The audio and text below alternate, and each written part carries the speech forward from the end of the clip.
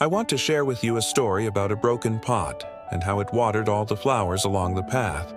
A man was walking along a path and he noticed some beautiful flowers on either side. And he said, "Who's taking care of these flowers?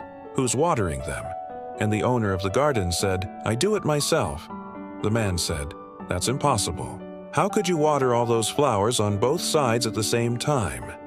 And the owner said, "That's not me watering them. You see that little crack over there?" He pointed to a small crack in a clay pot hanging from a hook above. And the man said, "What? That tiny little crack? How does that water all these flowers?" And the owner just smiled and said, "See? That's where the magic happens." Friends, there is a magic in our brokenness when we allow God to use our cracks. You see, that pot was cracked. It had a flaw. But instead of the gardener cursing the flaw or getting upset about the flaw, he decided to hang the pot right above the path where every single day as people walked by, the water would trickle out of the crack and water the flowers along the way. Do you see what happened there? God took something that was broken and made it beautiful. He took something that was flawed and made it purposeful. And as the people walked by, they didn't just water the flowers, but they were reminded that God can take something as broken as us and make it beautiful. They were reminded that God can take something as flawed as us and make it purposeful.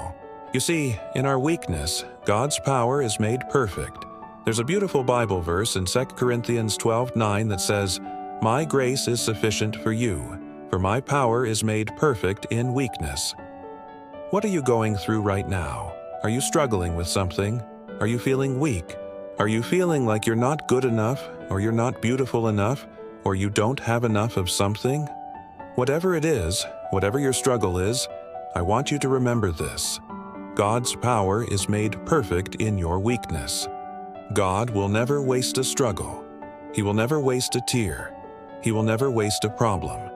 He will never waste a situation. God is just waiting for you to say yes, so He can use your no. God is just waiting for you to say, "This is too hard for me. I can't do this." So He can come in and say, "I can do this. I will do this. This is why you're here. This is why you're going through this. This is why I allowed this into your life. Because I want to use you." Are you willing to be used by God today? Are you willing to let God use your pain for His purpose?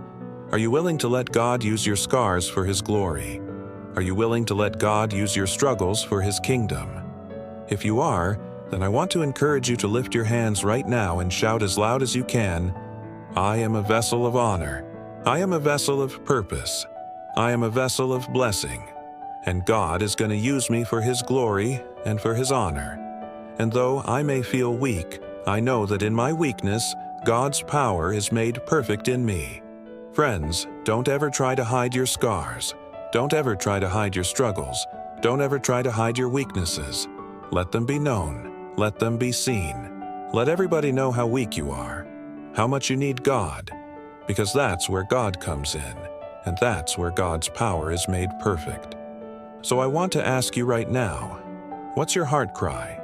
What do you really desire more than anything else? Is it to hear God's voice? Is it to feel God's presence?